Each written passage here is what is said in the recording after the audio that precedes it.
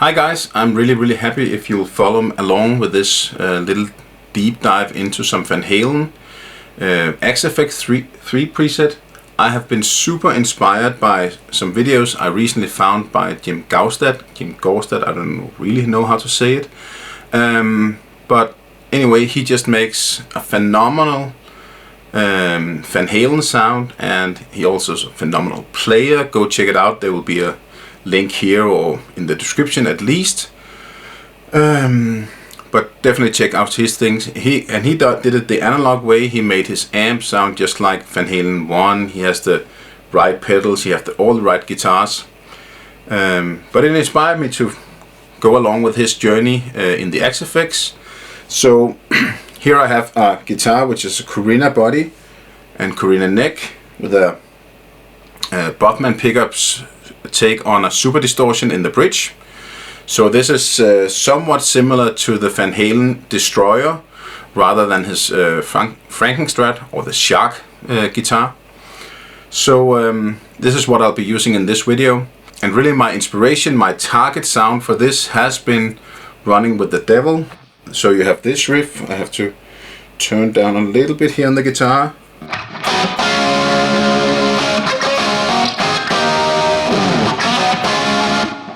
And here, over here, I have the isolated tracks.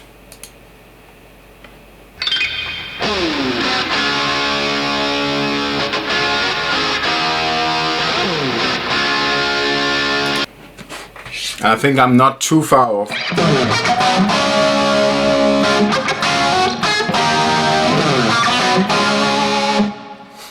So here I am in AxeIII. And this is the preset for running with the, or the scene for Running with the Devil. But if you just take the starting point, just the amp and the cab, and here I pan the cab to the center.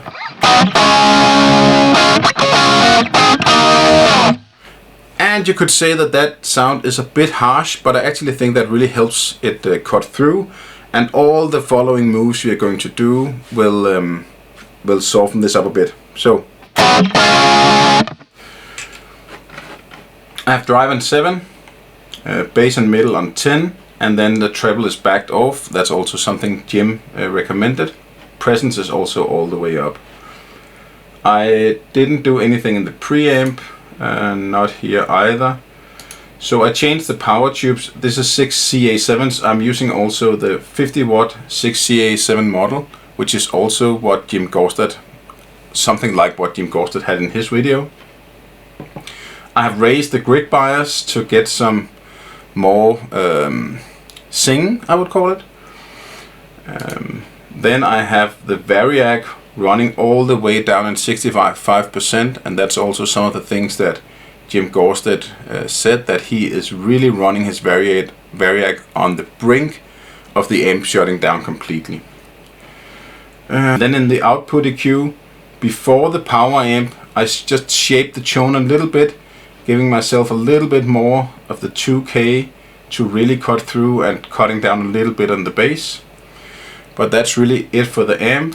For the cab, I found a 70s 4x12, a Marshall 4x12 from the 70s with greenback. It's a 57 in front. Very standard stuff. And it sounds like this. And now I'm going to switch over to this channel. The only difference it does is that it moves this entire signal to the left. And that sounds weird, but this is actually also what's on the recording. But what we'll do immediately is to add some room mics. This is similar to the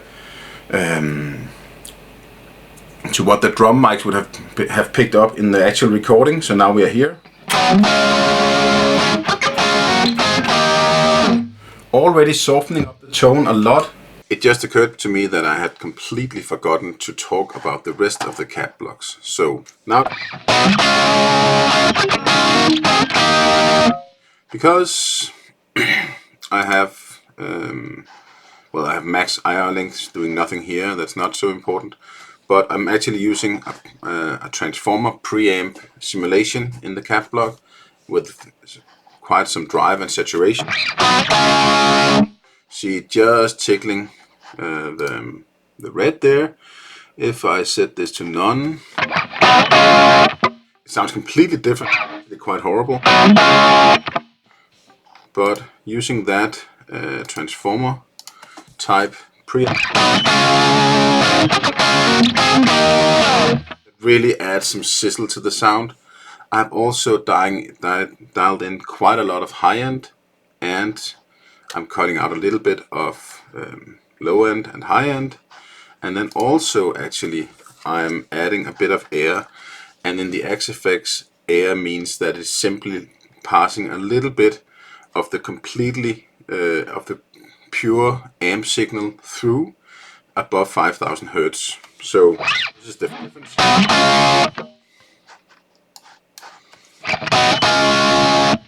And this is, I think this is some of the sizzle that Van Halen got from the JBL speakers, and I don't have an IR for those, so I'm using this to simulate.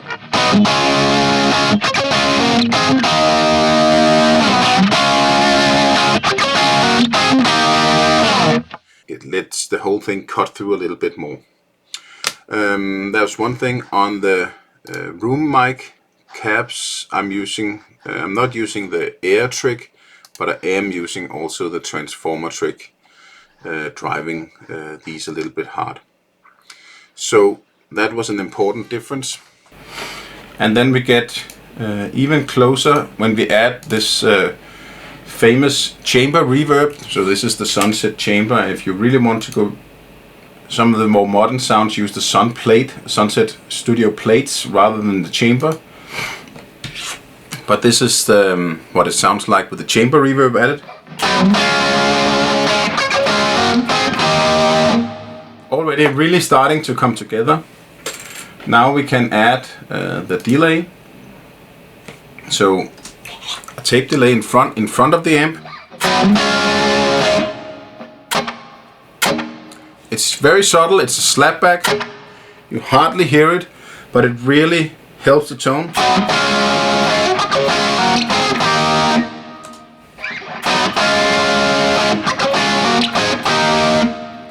As soon as you take it away, you really miss it.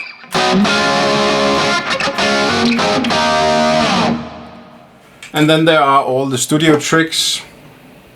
We have what is similar to an 1176 compressor, taking around 3 dB.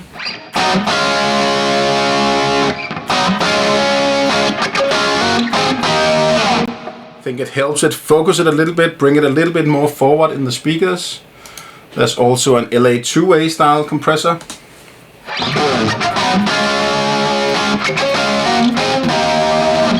Really brings the glue. And then there's the Eventide pitch block, so the micro pitch shifter.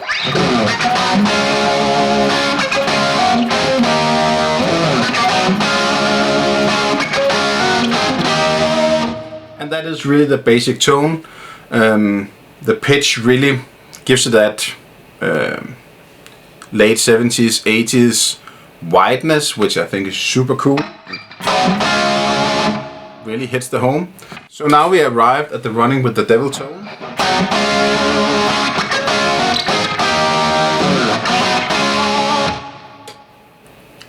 Lovely long reverb. You can of course add a phaser. I don't think that's on running with the devil, but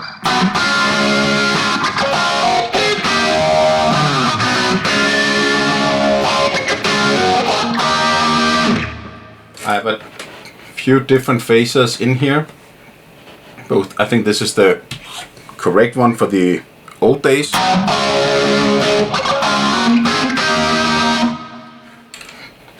But there's also the Stripe 90, which is the Van Halen signature MXR pedal.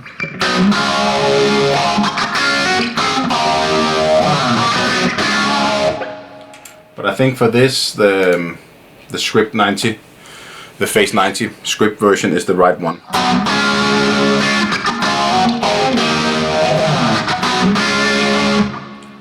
And then if we go to scene 3, there's the flanger.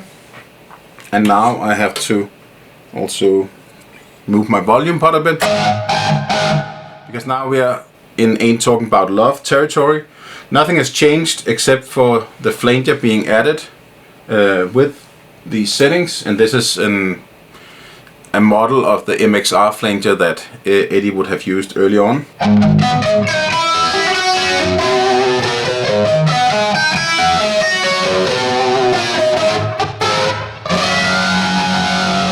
I think we need a little bit more on the volume pot.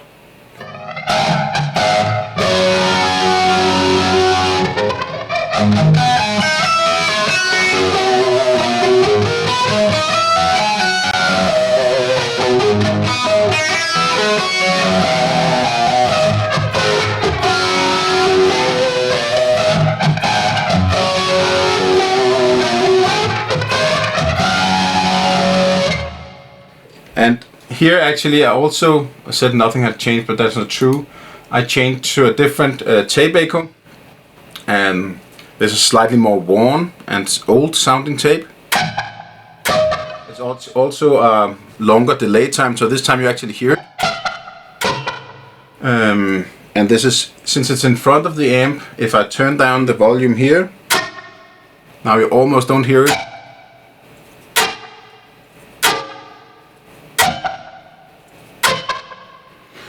And it's clearly there in the recording.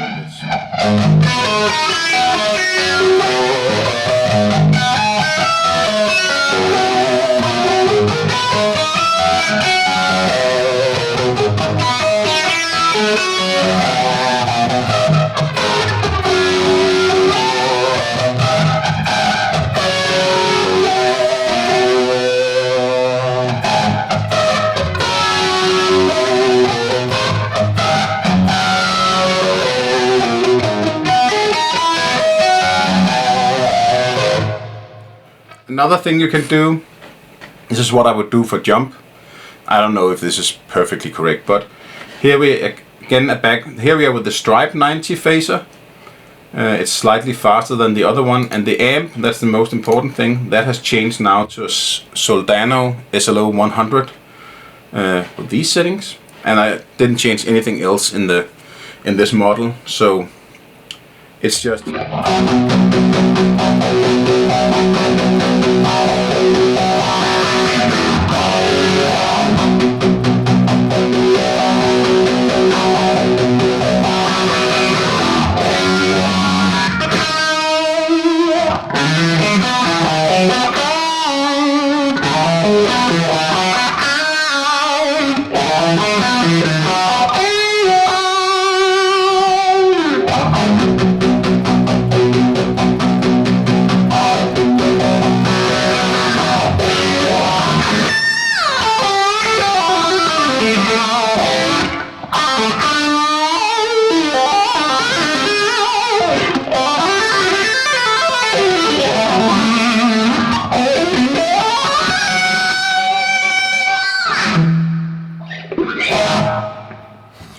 I guess that's really what I had to say. Hope you enjoyed, hope you can use it.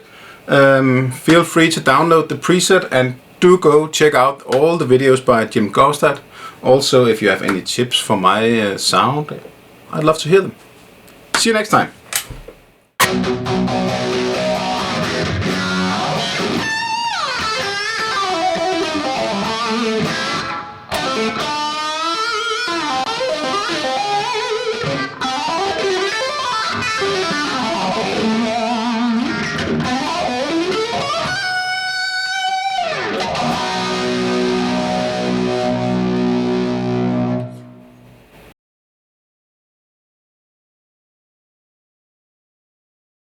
Now we could all hear that the Running with the Devil was not completely spot on for compared to the isolated guitar tracks.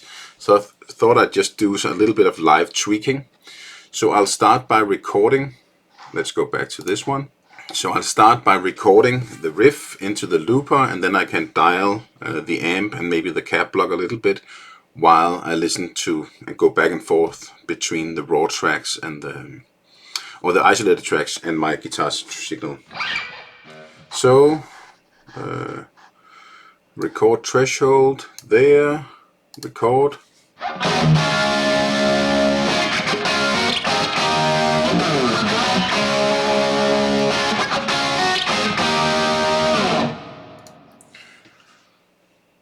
Okay.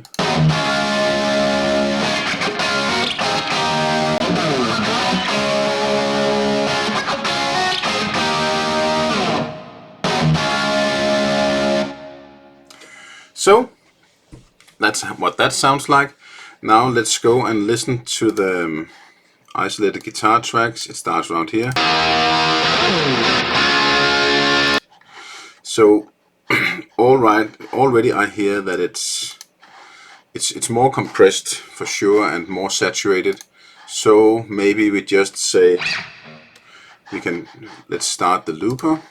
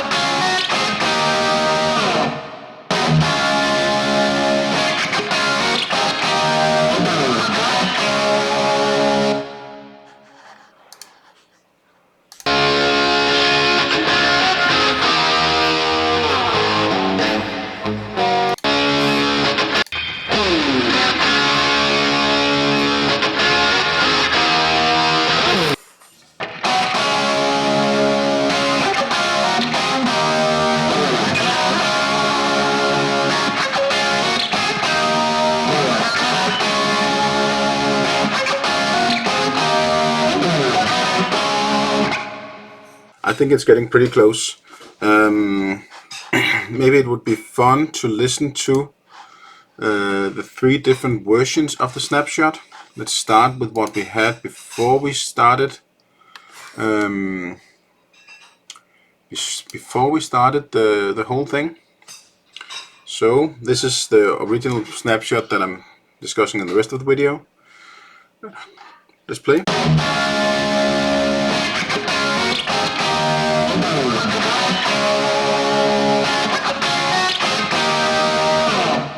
I clearly think we improved it a little bit, and I think it's pretty darn close.